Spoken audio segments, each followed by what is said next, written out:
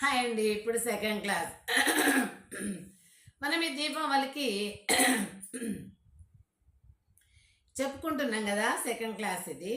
మరి ఆ వ్రతం మీద ఆ యొక్క శ్రీకృష్ణుడు మూర్చిల్లినప్పుడు సత్యభామ బాణము ఎక్కుపెట్టి సంధించి రాక్షసుని చంపగానే అప్పుడు ఇక ఈ ఊరి పీడ విరగడైపోయింది అని ప్రజానీకం అంతా కూడా, ప్రజలందరూ కూడా సంతోష ఆనంద ఉత్సవాలతోని ఆడుతూ పాడుతూ గెంతులు వేసి మనకు రాక్షసుని యొక్క బెడద పోయింది అని ఆ రోజు ఏం చేశారు, చక్కగా ఈరోజు నరక చతుర్దశి కదండి, నరకాసురుని చంపిన సత్యభామ చంపిన రోజు. అయితే అప్పుడే మరి ఇదొకటి ఏంటంటే అందరూ ఏమంటారంటే, స్త్రీ చంపితే భర్తదేం గొప్ప, మరి భర్త ఎందుకు ఎంబడి తీసుకుపోయిండు, నా తోటి ఆ నరకాసురుని చంపడం కాదు కాబట్టి నువ్వు నా దగ్గరుండి మరి నువ్వు చంపు అని చెప్పి తీసుకెళ్ళాడా?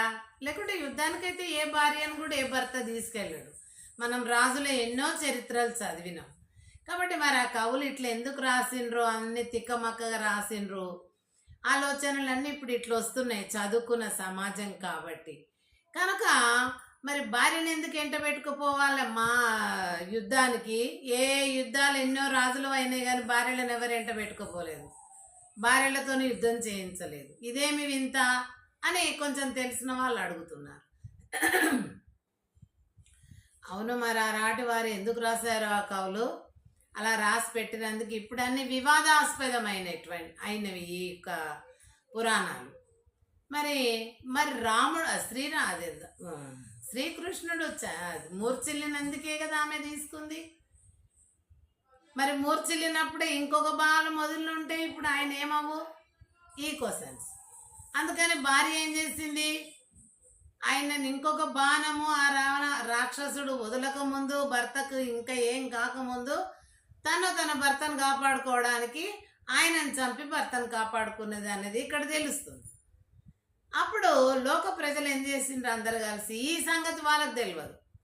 అయితే ఏం చేసిండ్రు, అందరూ తెలిసిన వాళ్ళు ఇప్పుడు ఇది రాశారు తర్వాత. కానీ ఇక ప్రజలందరూ హాయిగా దీపావళి అని అంటే మనకు కొత్త వెలుగు, అంటే రాక్షసుని యొక్క మరణమే మనకు కొత్త వెలుగు. ఇక మనకి ఏది చీకటి జీవితం అనేది లేకుండా హాయిగా స్వేచ్ఛగా తిరగొచ్చు అని చెప్పేసి దీపావళి అన్నీ ఇళ్లల్లో, బయట, వాకిట్లో, చుట్టుముట్టు, తర్వాత ఇంటి చుట్టూ, పెంటల్లో కూడా